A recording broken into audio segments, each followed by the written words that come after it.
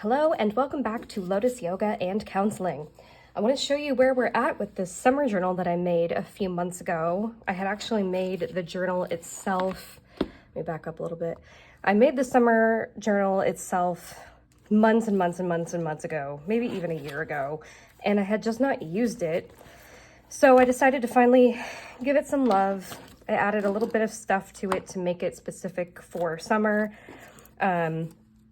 And this was one of the things. I made this list of scavenger hunt things and, little kind of goals to keep me oriented during the summer. And thanks to ChatGPT, I had some really interesting things to do, like take a photo from a scenic outlook or get a ticket stub from an attraction, a souvenir from a museum gift shop. So this was living in this little pocket so that when I took this with me, or maybe if I couldn't take the whole thing with me for some reason, I just took this card. This kind of helped give me something to have a bit of structure around, I guess. So like, for example, this is actually perfect for postcards.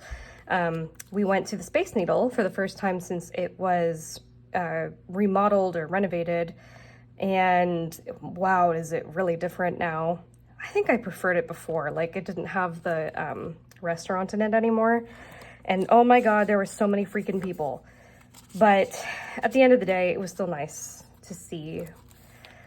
So these were pages from earlier in the summer. It's kind of cool when you use a journal because you're, I assume, writing from, in chronological order if you're keeping up with it. So you can see how things kind of manifested over the summer, how things progressed. Like we had some really open-ended goals for when we went to California to Universal Studios. Learned a ton, like this, go on rides. You see how it says go on rides? Yeah, we don't go on rides anymore because I puked on the Harry Potter ride. Bad. It was so not good. Yeah, and Ripley's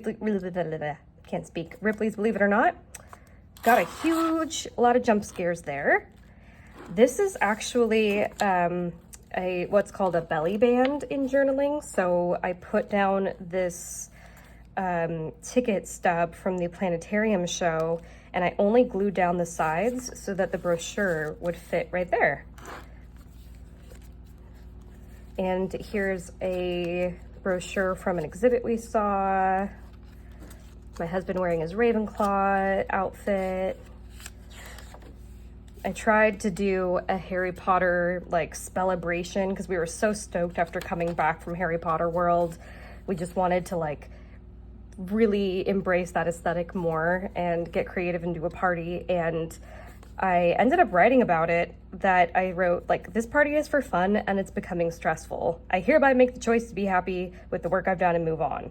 Try not to overdo it. This is not a huge party. And then the next one is, the next entry, we said no to stress.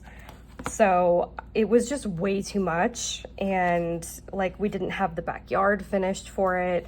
So I just said, never mind. And every now and then I'll write little things that come to me while I'm out and about that kind of just help me to stay centered with work. I wrote about how it feels like summer's coming to an end. And then, as you can see, actually, I started using some little elements from other things for titles and stickers. And that comes from Daphne's Diary. I have to say, this might be the only time I have ever gotten a magazine subscription that wasn't related to my profession, and it was just for fun. And I'm not, trying to ship this and be like, you should get this, but maybe you should think about getting it because it's awesome. And so you can see this journal, it's a magazine. It has the most beautiful little graphics and photographs. It's got some really interesting information in it, poems, and it comes with all of these neat little projects like this. You can make this little ice cream stall. Oh, I managed to rip out both of them. It's like a free little thing you can cut out and put together, and you can have this cute little ice cream stall. Come on. It's like part of it, and you get posters in it. So what I do when I go camping, especially if I'm going somewhere with this summer journal, all I do is I take a glue stick, a pen for writing, and sometimes I don't even bring scissors because I've gotten pretty good about ripping things out without ripping what I don't want. And like, so for example, on these pages where I was using something to write the title, and this, see how it's lined? I got that from Daphne's Diary. It had a journal page in it. So all I will do sometimes is I'll find a page that's really pretty and I'll just rip off the part that I want and I write on it. And like, it always comes with stickers, like washi stickers sometimes. And let's see, like this one, for example, has an ice cream holder. Like these pages are thicker, so, and they're perforated, so they're easy to tear out. So I could just use this as a journaling page if I didn't want to use these for the ice cream holders, or I could just use this paper. I could cut it out and make something totally different with it. Like, it's just so good. And if I haven't read it yet, then I can read it while I'm camping or on vacation or something. There's always like a color in page.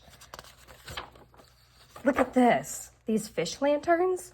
You take the next few pages and you cut them out, and it says how to cut them out and string them together so you can make these cool yellow fish lanterns.